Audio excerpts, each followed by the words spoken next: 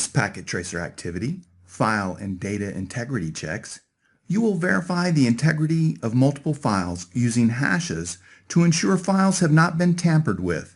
If any files are suspected of being tampered with, they are to be sent to Sally's PC so that she can further analyze the contents. The IP addressing, network configuration, and service configurations are already complete.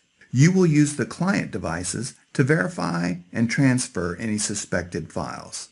In this activity, you will also use the CSE Lab VM. This activity makes use of the branch office, headquarters, and ISP locations. Inside the branch office, we will use laptop BR1 to access the BR server.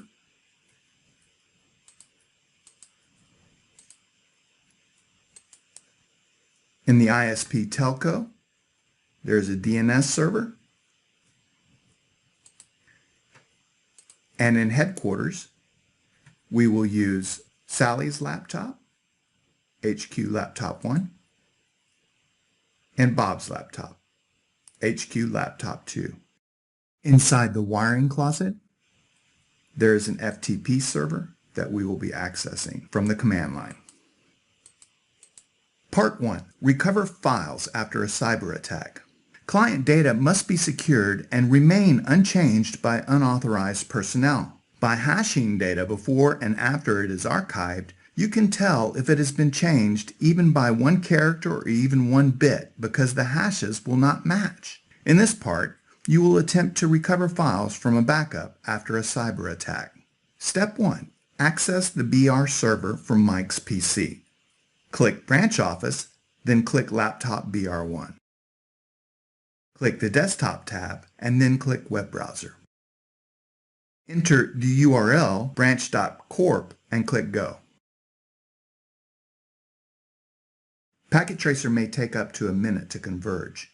You can click Fast Forward Time to speed up the process.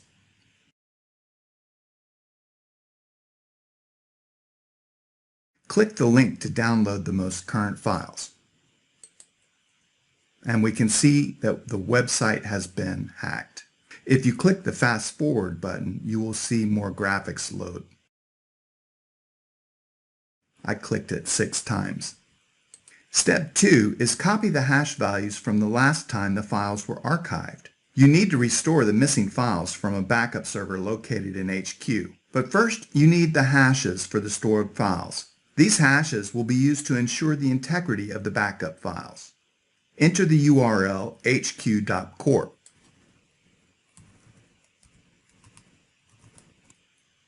Click the link to view the most recent files and their hashes.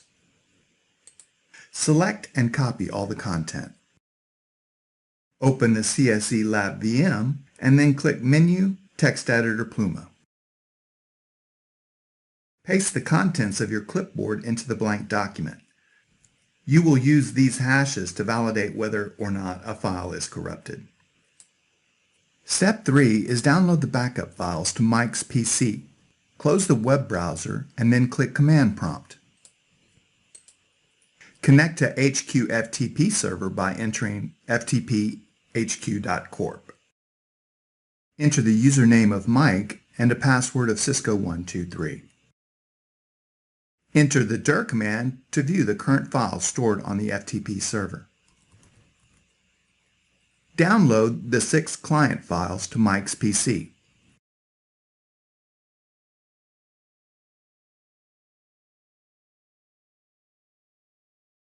End the FTP session and enter the dir command to verify the client files are now on laptop BR1. Part 2. Use hashing to verify file integrity. In this part, use the CSE Lab VM to hash the contents of the files you downloaded. You will then compare the new hash to the old hash to see if the data has changed. Any files that have changed since they were archived will be sent to Sally so that she can investigate the changes at a later time. Step 1 is check the hashes of the client files on Mike's PC. Close the command prompt and then click Text Editor. Click File Open and select the first document, northeastclients.txt, and then click OK. Copy the entire text document contents. Open the CSE Lab VM. Double-click the terminal icon.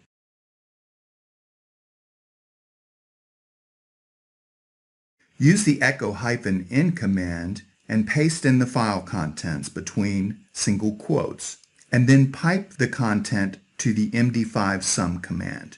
This will create a hash to validate the data in the northeastclients.txt file.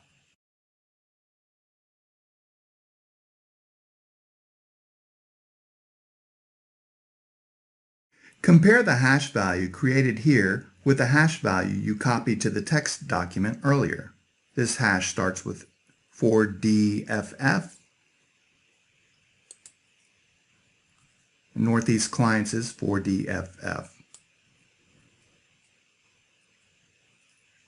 Notice that they are the same. Therefore, you know northeastclients.txt is not corrupted. Hash the contents of the remaining 5 files until one of the values does not match the computed hash.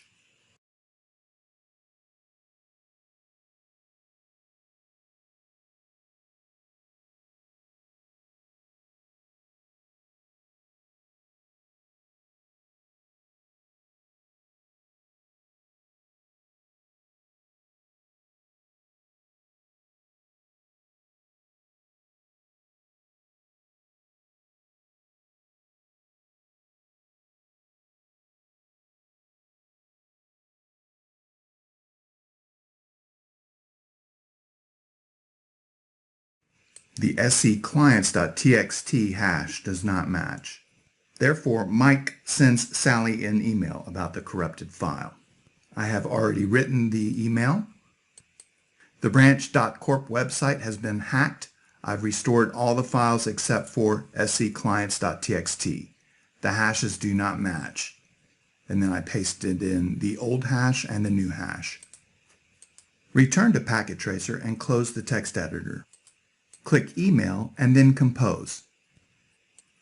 Write an email and send it to Sally at branch.corp to tell her that the file server has been hacked.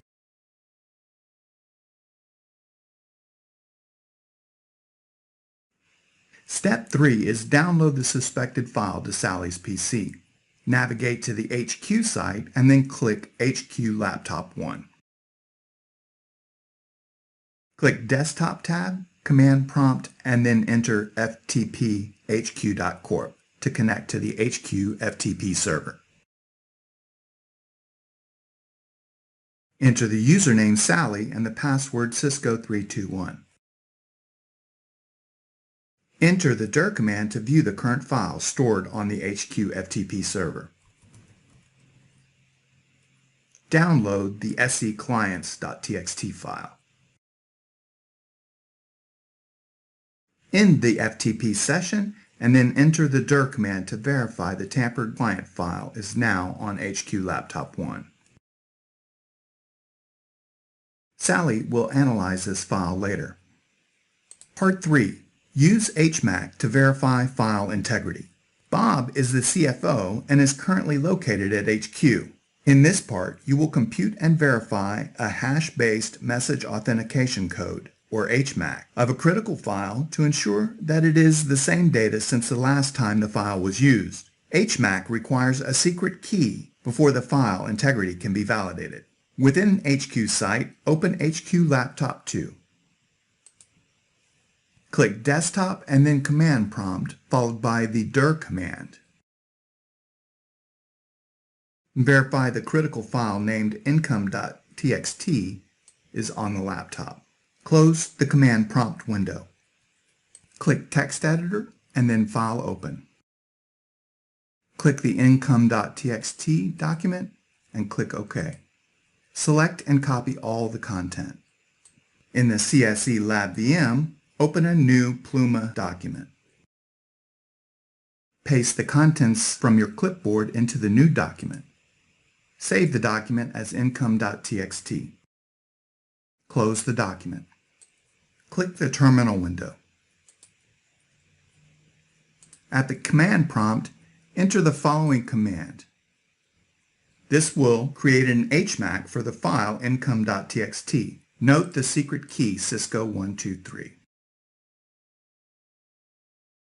Verify that the computed hash matches the hash stored in the file earlier.